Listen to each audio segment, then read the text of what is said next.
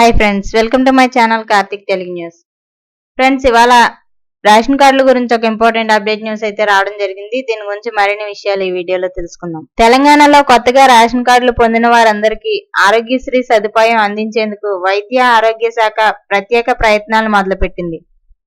ఇక రాష్ట్రంలో ఆరోగ్యశ్రీ ట్రస్ట్ ద్వారా రేషన్ కార్డుల్లో పేరు నమోదైన ప్రతి ఒక్కరికి ఆరోగ్యశ్రీ వర్తిస్తుందని వెల్లడించడం జరిగింది. ఈ నిర్ణయం కొత్తగా అర్హత సాధించిన లక్షలాది మందికి ఆర్థికంగా ఎంతో ఆదుకుంటుంది. ఈ ఏడాది జనవరి 1 నాటికి రాష్ట్రంలో 89,95,282 రేషన్ కార్డులు ఉన్నాయి. వీటిలో 2.81 కోట్ల మంది సభ్యులుగా నమోదయ్యారు. వీరందరూ ఇప్పటికే ఆరోగ్యశ్రీ పోర్టల్తో అనుసంధానమై ఉన్నారు. ఇప్పుడు కొత్తగా రేషన్ కార్డులు అందుకున్న వారికి కూడా ఈ సౌకర్యం అందుతుంది. వీరందరికీ ఆరోగ్యశ్రీ నెట్వర్క్ ఆసుపత్రుల్లో నిబంధనల ప్రకారం చికిత్సలు పొందే అవకాశం కల్పించనున్నారు.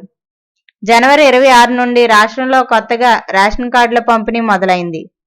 ఇప్పటి వరకు సుమారు 6 లక్షల కంటే ఎక్కువ కొత్త రేషన్ కార్డులు జారీ అయ్యాయి. ఇక దీంతో రాష్ట్రంలో మొత్తం కార్డుల సంఖ్య 95,56,625కు పెరిగింది. ఈ కొత్త రేషన్ కార్డుల్లో 3.10 కోట్ల మంది లబ్ధిదారులుగా నమోదయ్యారు. కొత్తగా చేరిన ఈ 30 లక్షల మంది అర్హుల వివరాలను ఆరోగ్యశ్రీ పోర్టల్లోకి నమోదు చేస్తున్నారు. ఆరోగ్యశ్రీ శాఖ మంత్రి ఆదేశాల మేరకు అధికారులు ఈ చర్యలను వేగవంతం చేశారు. తెలంగాణలో కాంగ్రెస్ పార్టీ అధికారంలోకి వచ్చిన 2023 డిసెంబర్ నుండి ఇప్పటి వరకు 10.72 లక్షల మందికి ఆరోగ్యశ్రీ సేవలు అందించినట్లు మంత్రి వెల్లడించారు. వైద్య సేవల బిల్లుల కింద ప్రభుత్వం ఆరోగ్యశ్రీ నెట్వర్క్ ఆసుపత్రులకు 1,590 కోట్ల రూపాయలకు పైగా చెల్లించింది.